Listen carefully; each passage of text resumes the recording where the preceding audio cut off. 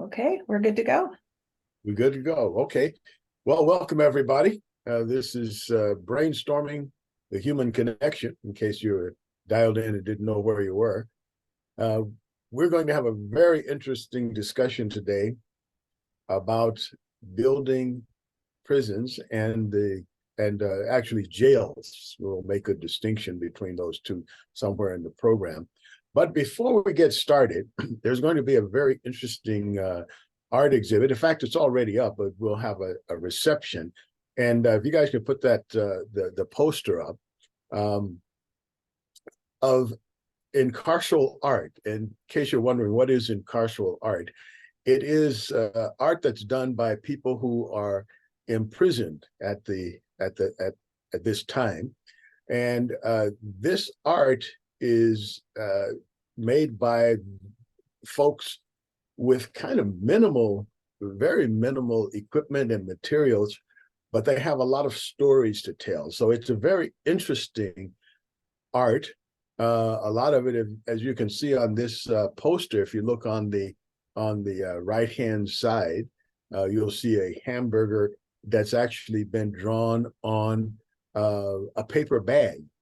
It's indicative of the kind of art that you will see. It's very interesting in that the materials, because the materials are limited, people have to be kind of innovative.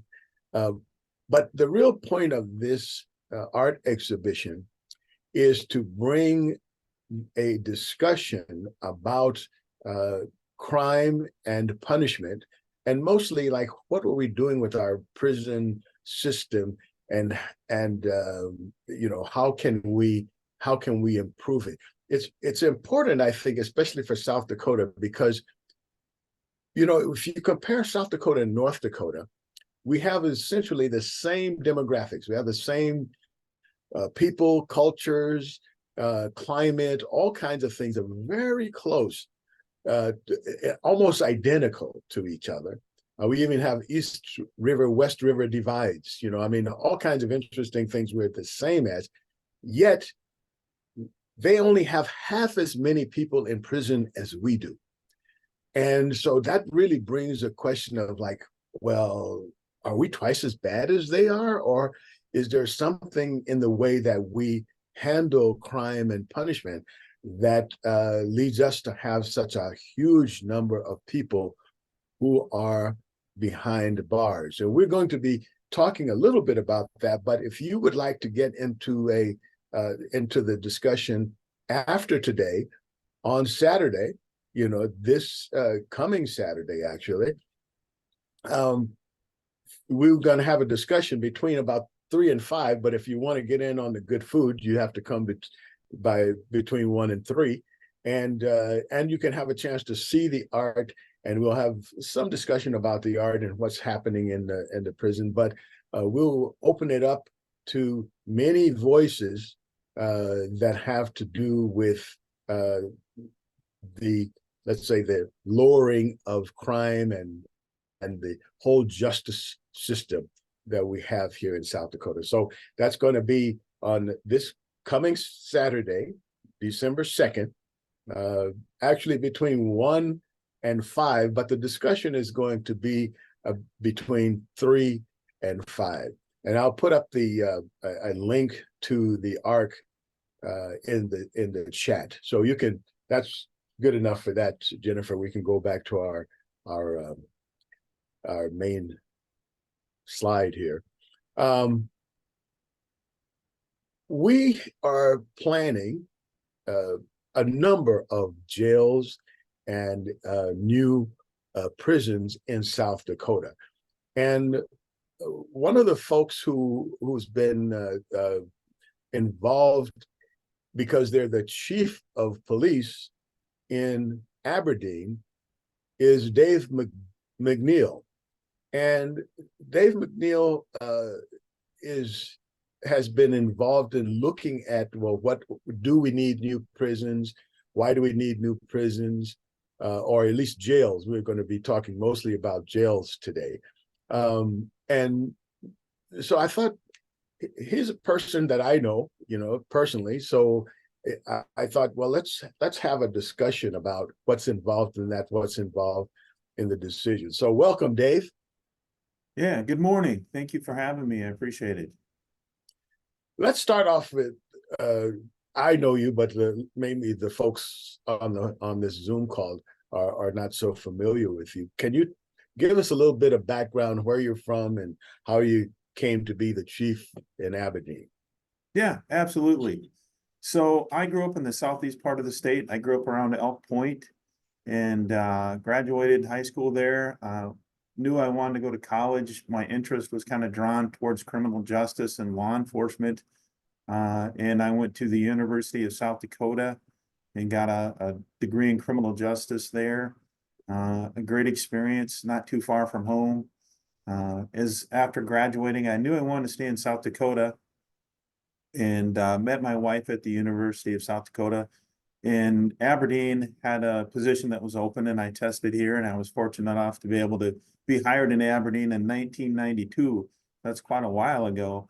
And so my first job was, much like all the law enforcement officers that start jobs in South Dakota, as an officer, basically a officer that did, responded to crimes, responded to a lot of different things, but, was kind of tied to a dispatch and, being directed to go to many different types of situations and handle a lot of different types of problems. So a patrol officer was my first job. And with being a patrol officer, there are other opportunities. I got into the Aberdeen school system and I taught DARE, the Drug and Alcohol Abuse Resistance Education Program. Did a lot of other different things related to training and assignments, and just kind of immersed myself in the career. And law enforcement, you're always learning, you're always required to build and improve your skill set. So I've been involved in a lot of training, a lot of different things over the years. And progressively, then I started to be more interested in being a supervisor. So progressively, I became a first line supervisor, and then a supervisor with increasingly more experience. In the law enforcement setting is kind of set around, we have titles that are similar to military rank and structure. So I just moved my way up that supervisory responsibility to the point where I became someone that had an opportunity to be kind of the primary supervisor or chief of police. And I tested for that and was fortunate enough that they hired me to be the chief here in Aberdeen, and I'm just blessed. I've had a lot of great experiences, in my law enforcement career, and seen a lot of things and been involved in a lot of things. And one thing that I know is that you always are learning. You're always having to challenge yourself, learn and apply yourself. And when you become the chief of police, you really can't sit in your office and think, okay, well, I've arrived. This is the end. No, now that you hold this position, now that you have these responsibilities, you have to use them at a higher level. You have to try to find other ways that you can be impactful to the safety and security of your community. How can you help serve in the capacity that you're in? So you can't think that, okay, now I'm here, and then I'm just going to kind of sit back and watch things go. No, you have to try to find ways to continue to improve and make a difference in your community. So that's why I still love my job after 32 some years. There's still a lot of challenges. There's a lot of rewards, and I'm just blessed to have this opportunity and be in this field. So. Well, thank you. I think from my experience, it's a blessing for us to have a chief like you in our area. So let's talk about the jail problem. Can you tell us, there's rumors and rumors of rumors about having a new jail for in your area. I don't know if it's going to be a county or a city or what's up with the new jail. Yeah, certainly. So a while back, Brown County has always had a jail. In Brown County, it's, maybe first I should kind of talk about the distinction between a jail and a prison. A jail is obviously an incarcerated facility, and in a local sense, when lower level crimes happen, for instance, domestic violence happens, there's a mandatory arrest statute that requires us to arrest people when there's probable cause of domestic violence has occurred. We're obligated to take that person to jail. So there's some mandatory reasons why we have to take people to our local jail. The local jail usually is a place where somebody will end up, and then the criminal justice process is engaged, and then usually that person is released from jail. And so there are a lot of crimes that are kind of pre-trial crimes that a person would have to go to jail for. For instance, DUI, driving under the influence. A person might be, arrested for that and then have to go to jail and start the criminal justice process. But ultimately, those people are bonded out and released. And then on the other side of that, after a person goes to court, they may be sentenced to a county jail for a small period of time on a sentence for usually low-level offenses. Again, DUI, and I'm not minimizing these crimes, and I'm just saying that, these crimes typically aren't felony crimes that I'm talking about. Theft and different things. So they might be sentenced to a small period of time in the county jail, and they're not going to the South Dakota prison system. Usually the South Dakota prison system is a longer term place that somebody would go for more serious crimes, more violent crimes, usually felony crime, and they're held for a longer period of time. And it usually are crimes that have more violence and more serious consequences with it. So the county jail is a place too where people that don't pay their fines, people that are on probation or parole, they violate those things, they go there temporarily. So the county jail is a busy place, but it's not a prison. A prison is different and it's more long-term. And the prison is run by the state, obviously, and the jail is run by the county. So probably about 20 years ago, our jail capacity was at about 70 people. And at that time, the ACLU looked at Brown County and determined that there was a lawsuit and determined that there was overcrowding. Brown County wasn't doing a very good job with its facility and needed to really reduce its total population because of overcrowding, and basically it was looked at as something that was inhumane and not a proper place to house people. So from that, Brown County reduced their total capable population, I think, back to about maybe 40 or 48 from 70. And then over the last 20 years, with population growth and different circumstances, the need and capacity has grown to where our decision makers determined that we should probably look at investing in building a bigger jail. We need more space. And that's kind of where we've been at the last couple of years. Our county officials and different regional officials started to look at the need for more space, and they purchased a building and were hoping that the state would come in and be a financial partner in that. And they're looking at a regional jail concept where they can add more capacity, more space, and also house federal prisoners and different things in different trial statuses. And unfortunately, that all kind of unraveled. They weren't able to get the financial package to go for that. So now Brown County still wants to do something to increase their capacity in jail space, but we don't know what. There's a delicate balance and a fine line between what taxpayers understand as priorities in their community and what they're willing to fund through their tax dollar. And it doesn't really seem that, it's been conducive to, where our general taxpayer, general citizen wants or thinks that, we're able to fund that, through additional processes. So the county is really struggling to find ways to build their capacity. Now, there's probably a couple different things when we're talking in this conversation is, I guess, is it a sad reality that we need more jail space? What does that say about the community? What does that say about the state of, our society in general?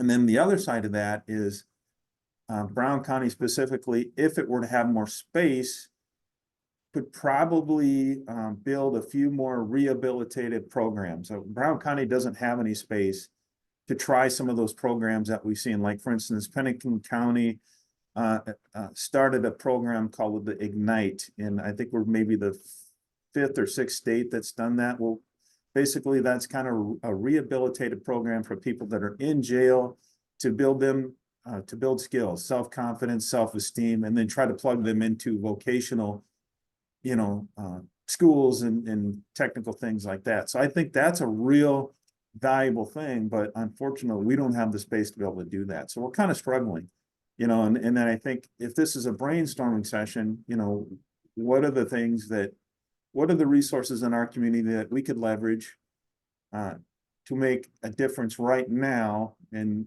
where do we want to go? So there are questions all over the board, and I'm here to listen as much as I am to speak, but that kind of quickly, is where we're at with Brown County, and we need more jail space for the things that happen here. And in that jail space, I think we could build out some more programs, to ultimately reduce recidivism. Because if we look at statistics, sadly, people that go into the prison or jail environment are probably anywhere between 44 and 70% more likely to come back and reoffend, so it's just a revolving door. And, you started the program with us looking at the art. So we can't forget how, how people have so many different skills and talents, so it's such a waste, sadly, when somebody has to spend any time in jail or prison. Probably a necessity in a lot of different ways sometimes, but at the same time, that beginning examples like, well, there are so many things that are being wasted, and it's pretty sad when you think about the totality of it too. I would certainly agree with that. Can we talk a little bit about the cost? You mentioned that, you had something in the works, but then it kind of fell apart. I guess the state was not going to want to partner with you on that. What kind of cost are we talking about? Well, initially, the building that they bought here in our industrial park, I think, was around $4 million, but I think their build out was anywhere between 8 and maybe 15 million for a jail. And so it was a significant cost. Okay. Well, 8 and 15 million, that's a wide spread. What would account for such a wide spread? It would have, there was the building that they were looking at using probably was going to need to be upgraded to, heating and air conditioning systems, and again, those rooms and those capacities where you could have additional programs beyond just your basic cell and kitchen and some things like that. It was going to be where they can enroll, the type of programs that we could see that could make a difference, from, the vocational, the school, the counseling, those type of things. So. Okay. All right. I can see that. Now, when we talk about what we could do, can you give us kind of some narratives about the impact of crowding in the jail system? You mentioned that, well, you have some legal impacts because, people sue you, and then the courts say, well, you got to get this done. So that creates, some, let's say, incentive to do something. But let's look at, like, what kind of things are you guys faced with when you have insufficient space for the people that you are challenged to incarcerate? Yeah, I think, it's sadly like kind of a warehousing process. We're just trying to find a place for a person to spend time, and time is pretty precious. That's the one thing that most people in jail and prison have, time, and what is the best use of that time? And I think that time shouldn't be wasted. That time should be plugged into programs that can make a difference to rebuild lives and to refocus and make people come out and be less able to be a repeat offender. So it's just kind of the warehousing mentality, the confinement, that when you have limited space, again, you don't have the opportunities to bring in programs and to bring in interaction. There are probably many different organizations in our community that want to be, that would want to connect with our jail and prison population, but just can't. You know, they can't do it because of the logistics and lack of resource. So it's really kind of So, a tough challenge. We know that, you know, is it money best spent in a community to expand the jail? I mean, we just talked about, you know, the dollar value. You know, if you had $8 or $15 million to invest freely, you know, where would you want to put it? Where could we put that money? You know, what would be the better programs, you know? well, that actually does bring up an important question, and that is, you know, what are the options? Let's say you don't have the money or the, you know, all of the things haven't come together to build a new prison or a new jail, but another solution for the problem is to reduce the number of people that you have in jail. What kind of things are being tossed around right now that are potential things that may cost some money, but maybe not 8 to 15 million? Yeah.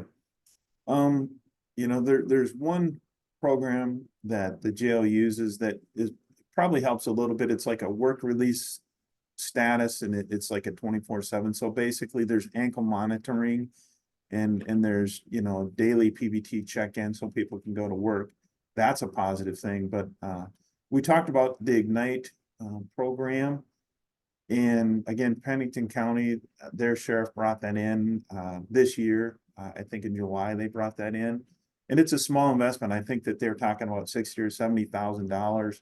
They could bring that program in, and they had some space and facility. But again, it's counseling, it's focusing on the person, and it's building personal skills and reinforcement, and then it's bringing education and vocational trade into that jail environment. So you're hopefully giving somebody a foothold, you know, to gain some stability in their lives, so then they can go out and take maybe those newfound skills and that counseling piece and gain, you know, some traction and you know, find a job and be more supportive of themselves and the community. So there's that, you know. And I believe Minnehaha County has a program. Trying to think of the name of it.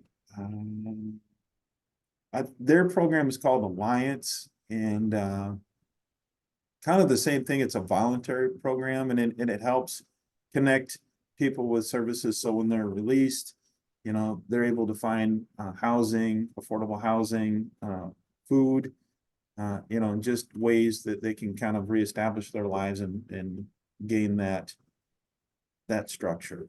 So there are some things out there. The good news is that, you know, there are a few things that South Dakota's implemented, and but you know, those are in the two larger jails, and of course we're a big state, and you know, we could do better. You know, is implementing this across the board.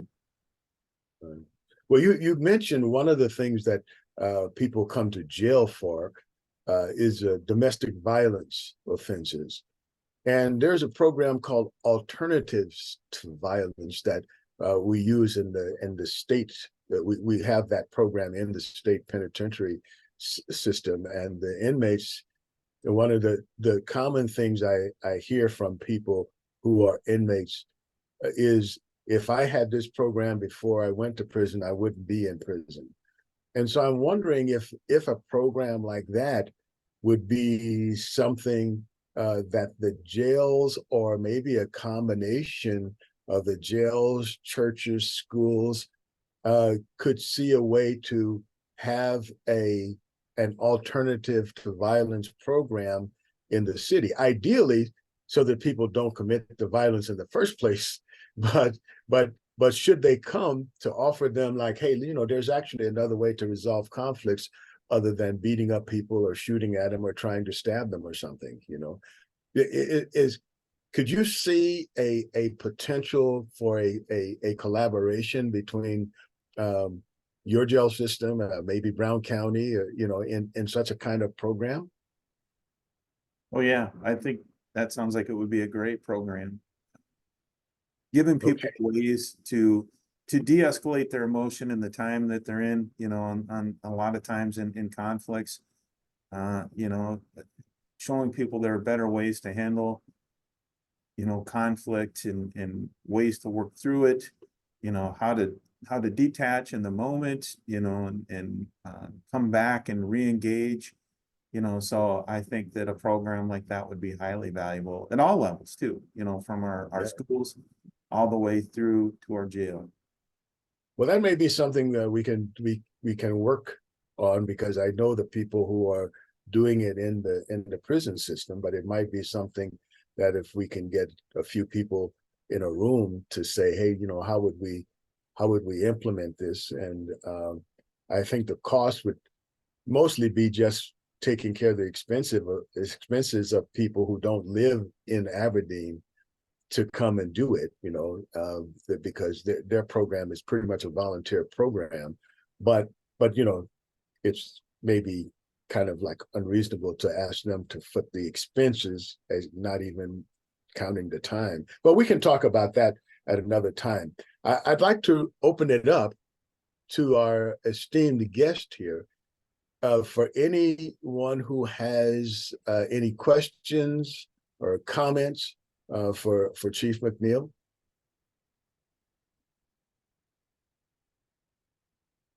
This is oh, go ahead, Sharon. You probably have to turn on your mic. That helps, I'm sure. I had to leave the room for a little while.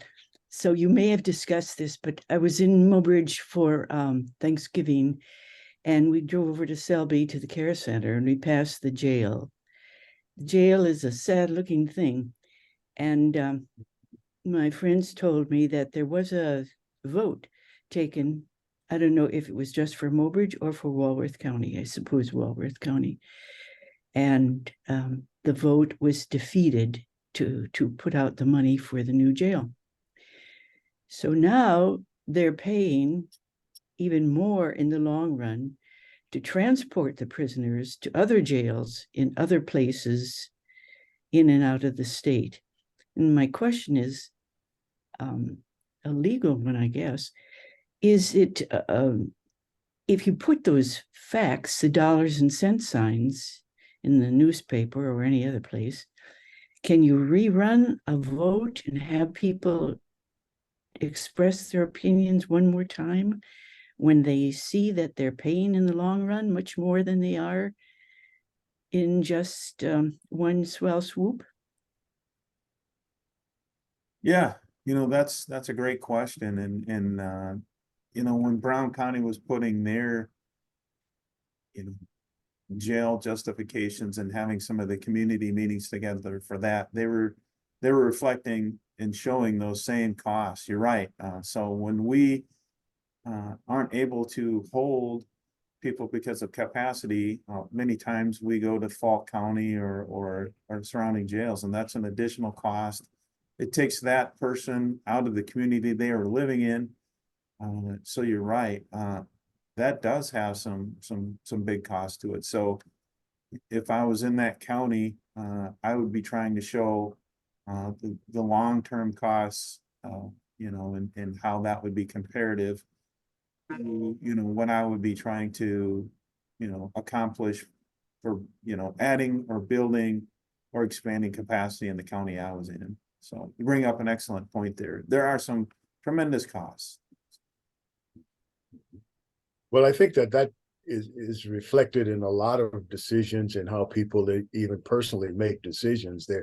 They're kind of disconnected from their future selves, so they could see what's happening more closer to what's going to happen today or tomorrow.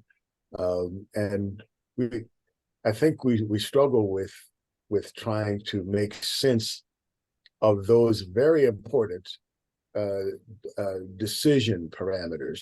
So, you know, people, it's almost a kind of a joke that people will drive 50 miles to save 5 cents on a loaf of bread if it's on sale, you know, because they say, oh, I could get it cheaper, you know, if I drive 60 miles, you know. So I think it's the same kind of way that people think.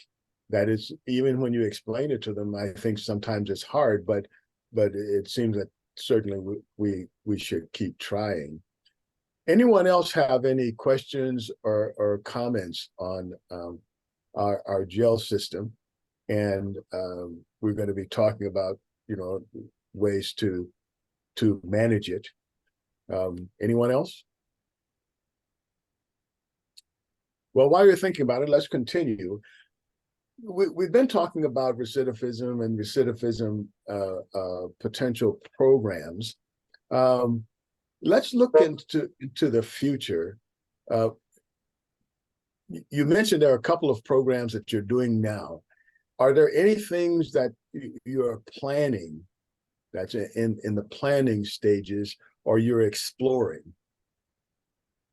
Yeah, right now with our department, domestic violence is a call for service that we handle on a day-to-day basis. And sadly, it's a human condition type situation. So no community is immune from it. No group of people, no age, I mean, it's just a condition of the state of being.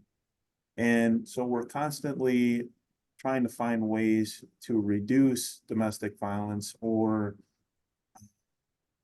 when you talk about recidivism, see that, the cycle of violence is stopped, discontinued. So we know that resources are important in domestic violence. So what we've done on our department is I created a special resource officer for the community, a domestic violence resource officer that goes out and, they will handle domestic violence cases, but they will also go back after a report is taken and meet with the victim and see what their needs are, to try to understand the bigger history, the bigger context of the situation and the problem that the victim is living in. And then that resource officer will work with the state's attorney, and also the offender is an important role in this too. So we're trying to stop the cycle of violence, or trying to intervene so it doesn't continue to happen.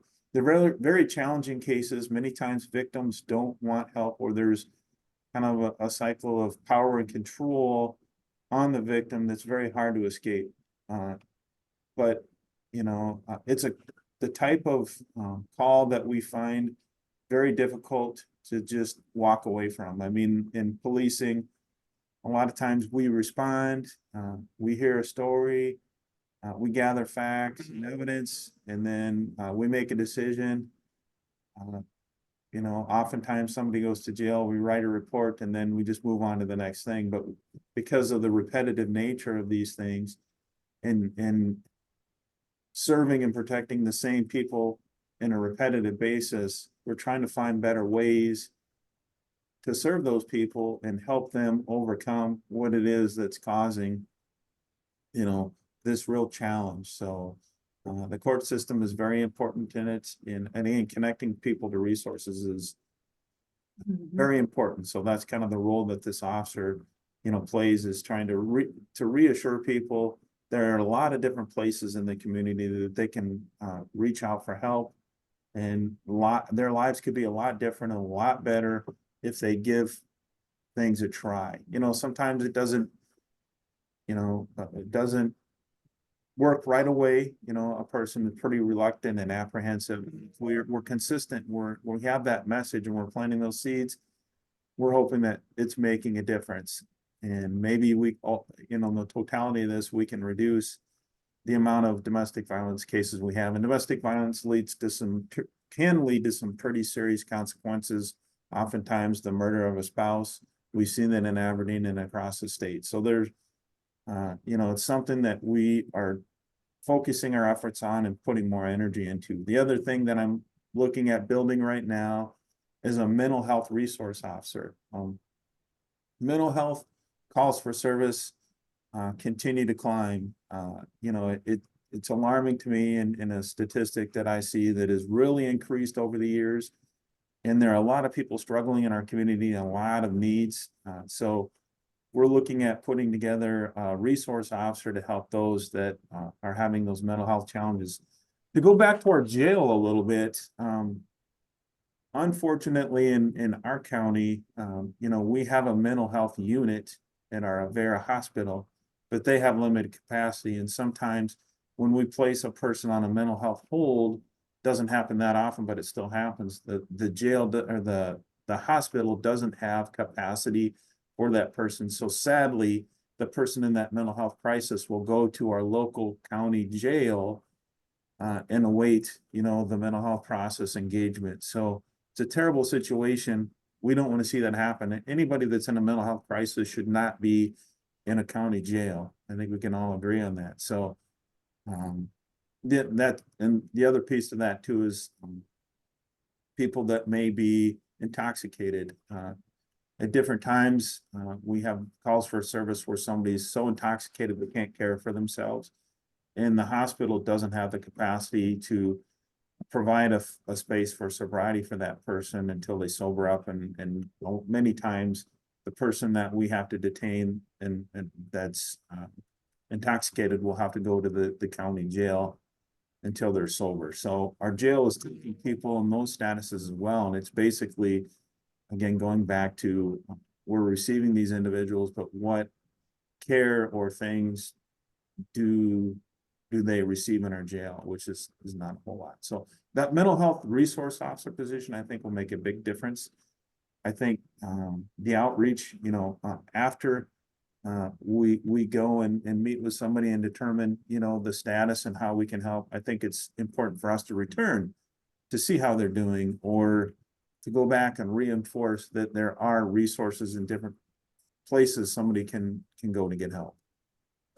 This sounds, from what you're saying, it sounds like at least part of the problem of overcrowding in the jails is that let's say you're getting clients / customers that are inappropriate for your mission.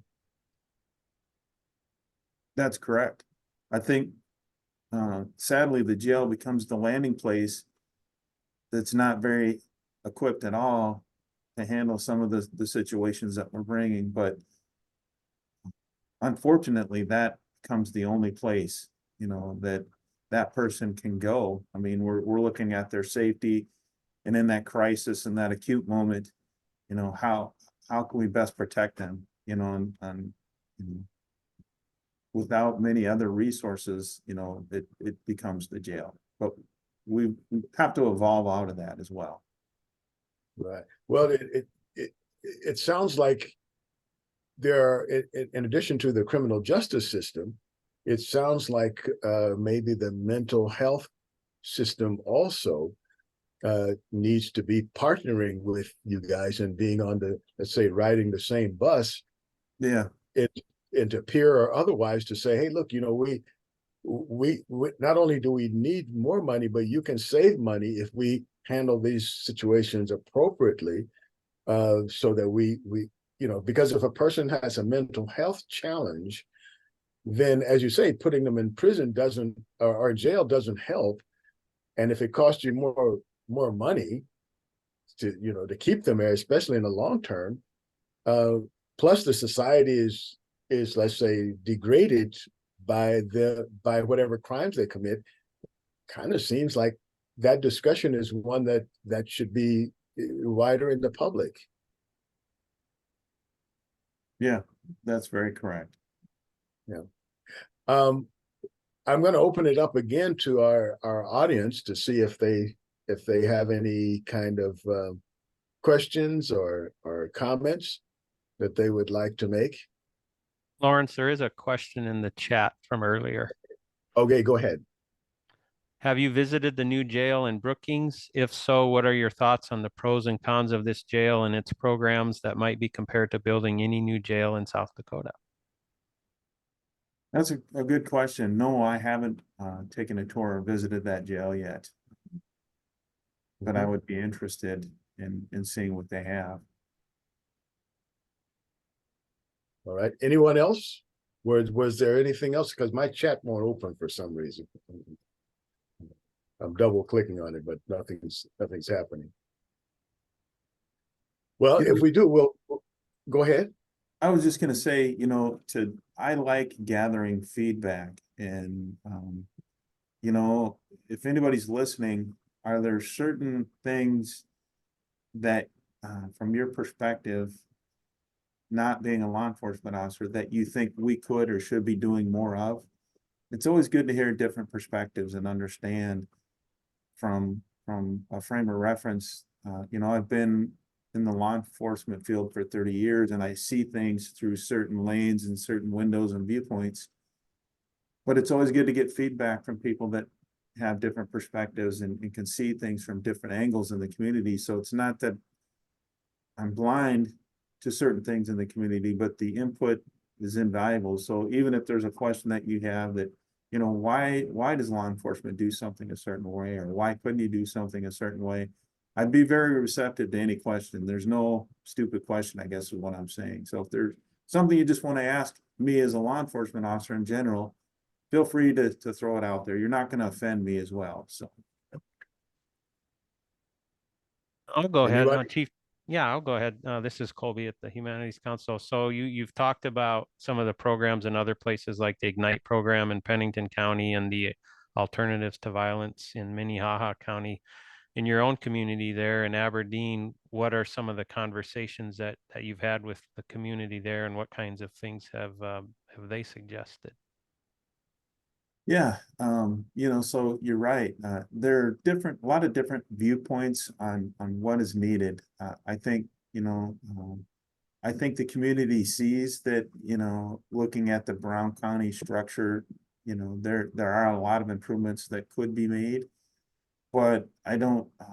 I also know that the community necessarily isn't sold on more incarceration or that mindset or concept as well. So I think the Brown County group was doing a pretty fair job explaining to the community the needs. But at the same time, I think we had limited participation to some degree as well. I think, and sometimes, unfortunately, when you bring up the idea of prison or jail reform or the needs in a community, if it's, you know, related to some of the things we've been talking about, I think maybe people have a tendency not to engage or want to gather as much information. I think there are probably some preconceived ideas. And, you know, I mean, I think the community is struggling in a lot of different ways for programming. I mean, you know, we could argue the school, you know, can do more, and the school could have, you know, probably needs more resources. We want to retain teachers and find better teachers and best teachers. We have a labor force in the job market, and there's so many needs across the community that I think sometimes maybe things get drowned out a little bit related to you know, the prison and jail system and the suffering.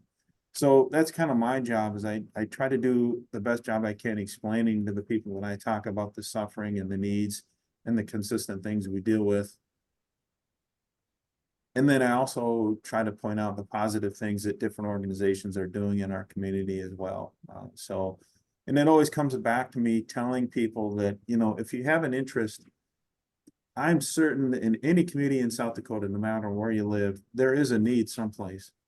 And if people want to get more engaged and learn more about what it is they can do to make their community better, there's going to be an opportunity, a door will open for you, whether that's volunteering with your Salvation Army, or being a senior volunteer at your hospital, or, you know, there are so many different things that people can do to engage in their community to make it better. And if more people did that, I think people would be more informed, and there'd be a lot better outcome, and we'd have more engagement and more investment in some of the things as well. So, you know, being a police chief, it's, you know, me doing a better job explaining to the community the challenges and struggles that we have, and at the same time listening and you know, trying to find that balance. Thank you. Have you, just a follow-up question, if you've answered this already, I apologize. So have you had some different opportunities to specifically gather community members and to do sort of, I guess what we might call a brainstorming type session? Yeah, Some right kind of now, we have a homeless coalition, and we just had a meeting yesterday. And homelessness is a challenge in every community. and homelessness is intertwined again with mental health and a lot of different things. So this coalition is trying to find a way, you know, to maybe locate resources that could develop, you know, a shelter, you know, and we've seen successful shelters in other communities. So that's the thing that's happening right now. And I think, you know, a successful shelter could maybe impact, you know, jail and some of the recidivism and some of the repeat things there as well. So I know the community's working on that, and there's a lot of energy and a lot of great people that have come to the table, including some of our state representatives. And I think right now we're looking for a direction. We're looking at, you know, a place that has found success and maybe looking at their model and how we can build into that model or follow their success and you know, bring that resource to our community. You. Well, one of the things that we should take a look at is where the crime or, you know, offenses begin. And often that is when people are in childhood. And so I'm sure that comes up. You know, you have people who are children and are, you know, violate the law and so are arrested. Can we talk a little bit about what's being done to steer children away from that life on the revolving plan into the prison system?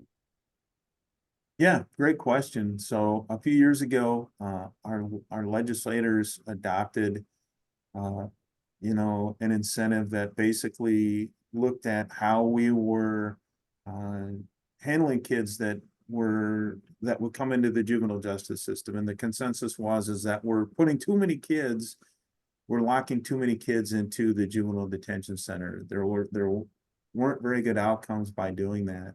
So there've been a lot of changes and unfortunately with those changes, we didn't build in enough resources to handle you know, some of the problems we're identifying. So with great promise of looking at how the law would change, not locking kids up, it almost seemed like we really stalled, or I don't want to say forgot about, we really stalled on building resources. And so that's kind of where we're at right now. There are good programs. Our state's attorney runs some good programs.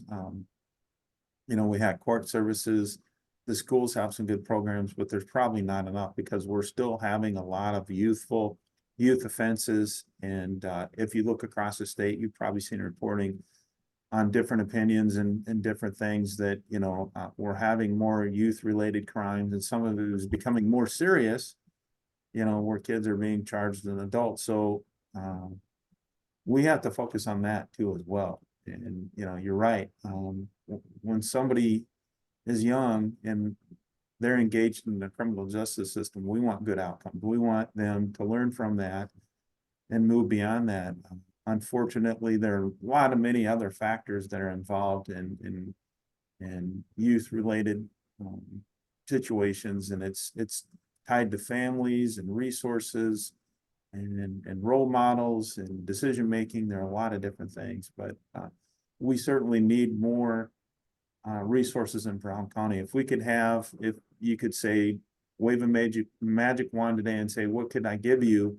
It would be a place kind of like we have a place in town called the New Beginning Center, and it's basically a residential facility that focuses on programming and stability for youth.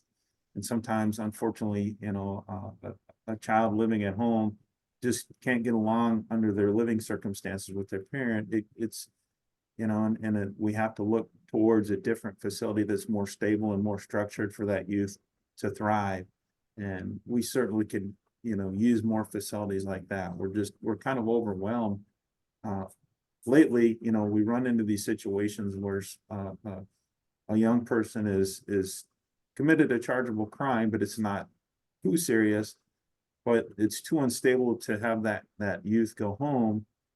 And the family doesn't want that young person in the home because of the problems they're presenting. And sometimes we find ourselves not having a place for that juvenile to go in a temporary way to kind of stabilize things. So it puts us in a real tough position, and I know our state's attorney is looking at developing maybe a reporting center and some things like that, but that's kind of one of the things we're working at in Brown County.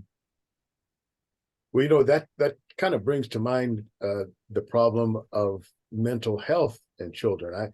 I do some volunteer work both at that New Beginnings and in the one in Minnehaha.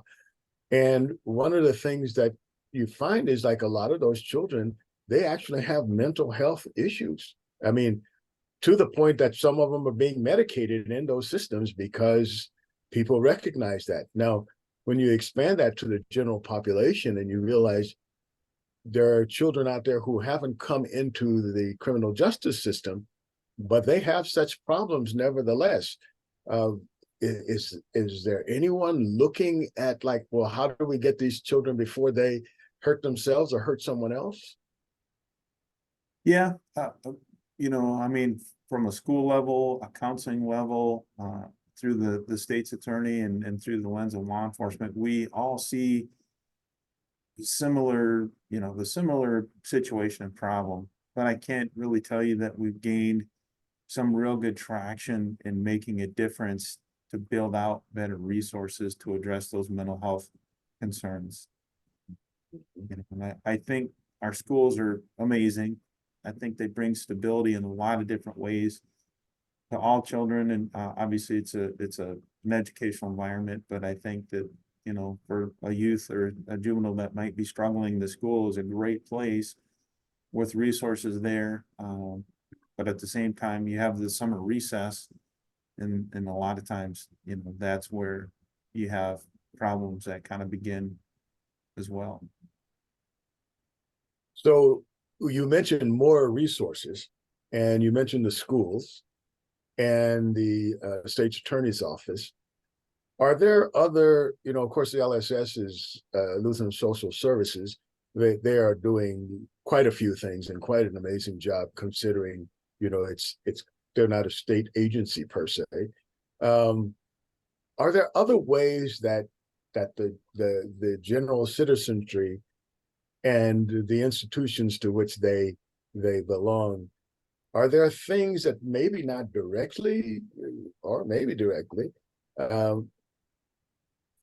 that those institutions or those organizations can do? Are there conversations being had with the general population about how they might help?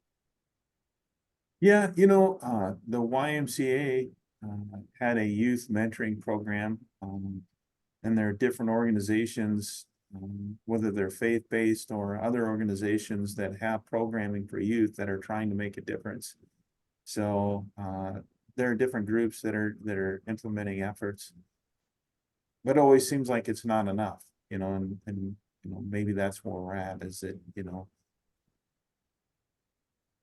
I think too, a lot of times, in Aberdeen, we become focused on what we have in our own community, but I think we also have to look to see what other communities are doing as well.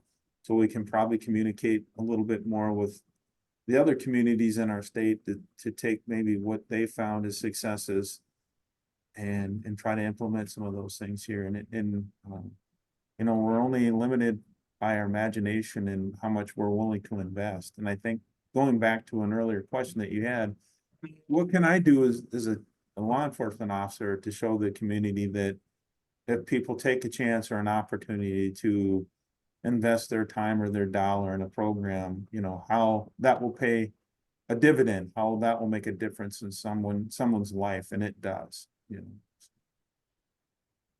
Some time ago, in fact, I think that's where you and I first met.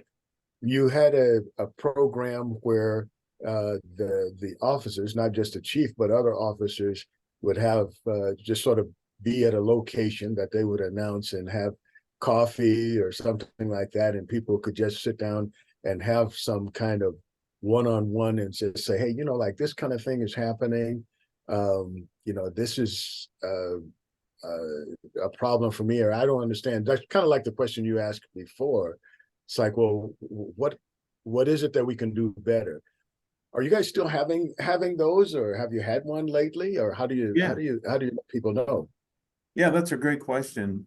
Basically, it's called Coffee with a Cop, and in an informal way, we go out into the community and we'll try to engage people and hear what they want to tell us, hear what their concerns are, try to learn from them what their perspectives and give feedback to them on what we're doing and what we're seeing. And then, so it's great. I mean, I've taken away lots of great thoughts and questions from those. And our most recent one, we were at the senior center here in town, and it was well attended. And those always make a difference. You're always building connection that way. It shows you're responsive to the community, and so we continue to do that, and it's really valuable. And probably as you bring that up, we should be doing more of that. You know, I think a lot of Yeah. times too, for us, we have to step back a little bit from the problem of the day and again reevaluate where can we better leverage ourselves in the community to make a difference. Where can we communicate more effectively? You know, where can we build trust? Where can we be more accountable? You know, you have an excellent point there. So we need to do more of that and continue to do that as well. Well, I it calls to mind when I spent a few years in Japan. After I was got my house settled, after a couple of weeks, a policeman actually came by and introduced himself to me, and you know, gave me his card and just said, you know, like if there's anything you need or anything, you know, like you think that's a little different or you don't understand, if you have any issues, give myself a call, or you know, here's where the police station is. Go in there and just, you know, like just let us know if there is anything that you need. Now I thought, oh, that's interesting, you're doing that for a foreigner. But then as I noticed, as I was there for a while, I noticed that this same police officer or another officer on a bicycle came around and had tea with like my neighbors. He would just sit there and just talk and just sort of, you know, shoot the breeze for about 10 or 15 minutes, and then he would leave. And then maybe 6 months or 9 months later, he'd sort of come by. And I'm just wondering if, you know, since they have such a tremendously low crime rate, if something like that isn't sort of in the mix in terms of like that divide between the citizens and the police force. Yeah, you know, as you explain that, I think that's probably the pinnacle of community policing, you know, having that familiarity with the people that you serve, that relationship and the ability to go and interact and you know, have tea or whatever that is. I think that makes a tremendous difference. You know, and I think it would. I'm sorry. Go ahead. oh, Dave. go ahead. I was thinking, you know, as particularly, I think that would make a difference between young people, so that they don't see the cops as the other or the oppressors or the people who just come around to give me a hard time. You know, it's just Yeah. like, when you know that cop, like, you know, on a first name basis, and he can say, hey, John, you know, your mama don't want you doing that, you know. It just seems like that would make such a difference in terms of both your work and the interaction between the citizens and the police force. Yeah. You know, and so you bring up a good point. We have school resource officers, police officers in the school that's kind of their mission is to be somebody that, you know, can be approachable like that and somebody that can develop that relationship. Where I was going with my mental health resource officer is that, you know, after the kids go home and after school hours, this mental health resource officer could kind of be have a similar role as what a school resource officer would be, but making contact with that individual's family and just, you know, checking up and seeing how things are going. So expanding that whole model a little bit beyond, you know, the 8 to 3 o'clock day, you know, and maybe we can get there and make a difference. But you bring up a good point on that. Well, we'll be having further discussions, I'm sure, Dave, and I'm very happy that we were able to have this time together and share it with other members of this brainstorming session. I'd like to remind everyone that this Saturday, is the inmate or incarceral art show reception. It's up now. If you want to go to the ARC and see it, you can. The show is up now, but we're going to be having a discussion about incarceration and how we can improve it and how all of us can be a part of that improvement. Thanks everyone for joining us, and we'll see you next week, same time, same station for a new show. Thank you and goodbye. Thank you.